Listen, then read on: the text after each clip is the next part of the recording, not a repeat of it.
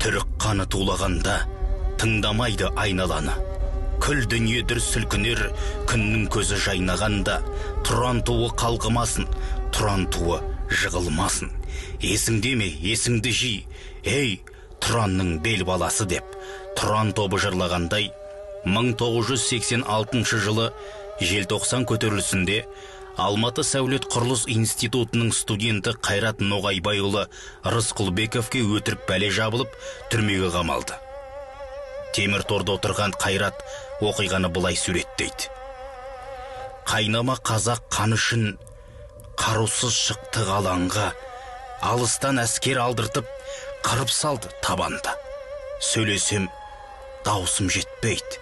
Кез болдық мынау заманға, шовинизм еді ғой, басты себеп жанжалға деп қайырған.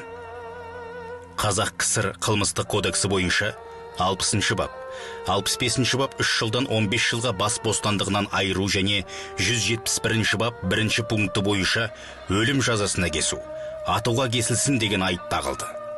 Осы қаулыдан кейін сот қылмыскер Қайрат Рысқұлбеков ақтық сөзің бар ма дегенде, Қайрат бар деп отырғандарға жүзін бұрып басын көтеріп былай дейді. Ақтық сөзің не деген? Бүгін қойды сот сұрақ. Айтайын оны халқыма, жоқ пиғыл менде жасымақ. Күнәдан таза басым бар, 21-де жасым бар. Қасқалдақтай қаным бар, бос тұрғайдай жаным бар.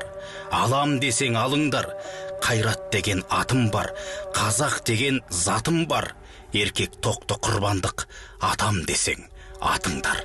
Хош аман бол артымда, ағайын туған азамат, артымда қалған атанам, ер жұртым саған аманат деген кезде сот бітті, әкетіңдер деген бұйрық берілді.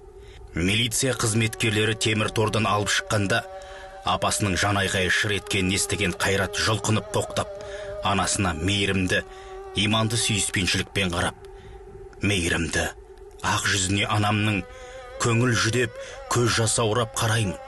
Кешір, ана, кешірімшіл едің ғой, кемістігі көп ау мына балаңның.